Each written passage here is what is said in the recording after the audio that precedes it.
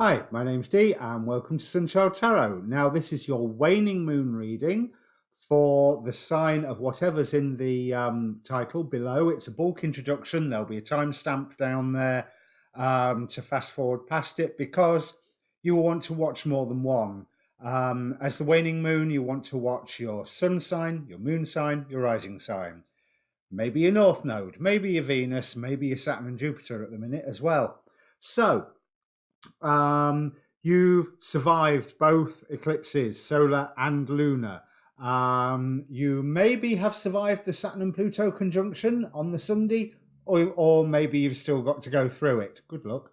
Not to sound too negative about it, but in this reading, I'm simply looking at what we need to decrease or reduce alongside the waning moon, something that we're looking to get rid of or reduce the influence of in our lives. So all the details of the reading are down below. If you've not watched your full moon readings, there's a link for them at the end, or they're on my channel. Have a look. In the meantime, let's bring up the cards. Okay, Gemini, from what I can see here, less planning, more doing. The oracle cards that you have received are look at the bigger picture, full moon in Sag, realization for the waxing crescent, and planting seeds.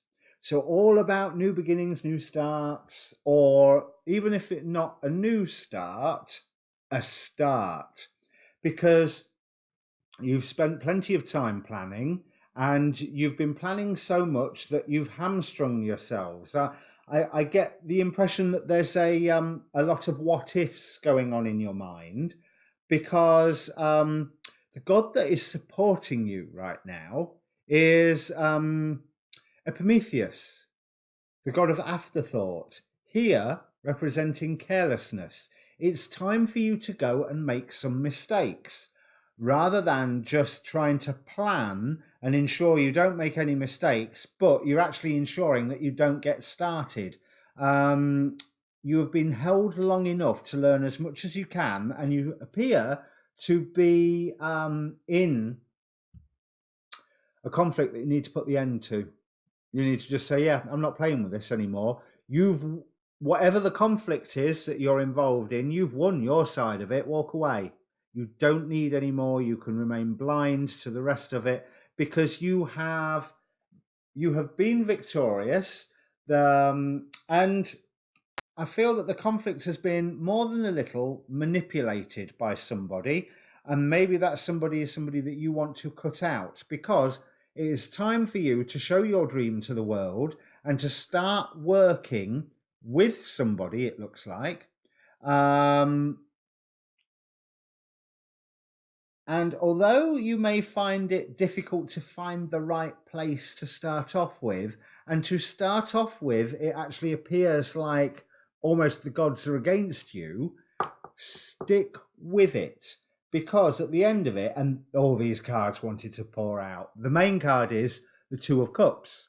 But follow it in it. We have the Knight of Swords, swift movement, the Queen of Coins, the Queen of Cups, and the Three of Pentacles. Your skill will be recognized. Your dream is worth it. It was going to bring you abundance, and it will be fast moving once it starts, once it kicks off. But for it to kick off, you need to start working at it. You need to start saying, right, we've planned enough, for good or for ill, let's crack on. If we make mistakes along the way, mistakes, we will learn from them. You need to come into your own power now. The Emperor at the bottom of the deck and the High Priestess at the bottom of the deck.